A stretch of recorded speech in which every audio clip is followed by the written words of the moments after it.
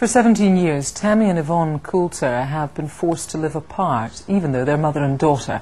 They were separated and Tammy was put up for adoption because she'd suffered a bruised cheek, an injury that social workers accepted was an accident.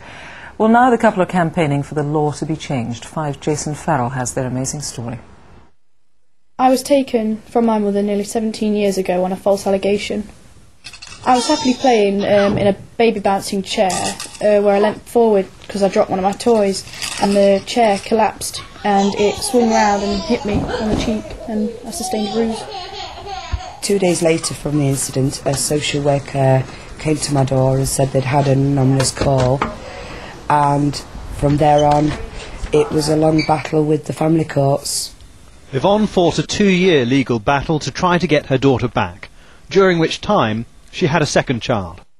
A male social worker came in the labour suite while I was lay on the actual bed and tried to hand me papers, a place and safety order.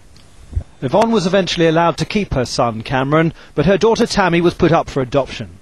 As she grew up, Tammy was always curious about her birth parents. In January this year, aged 17, she tracked down her mother through the internet.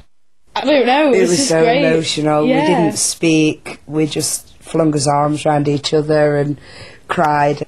Tammy moved in with her mother this summer, and after just a few months of knowing each other, they seemed settled and extremely close. And now they're even campaigning together for greater transparency in the family courts. The family courts should be opened, and that medical evidence should definitely be based on fact more than probabilities.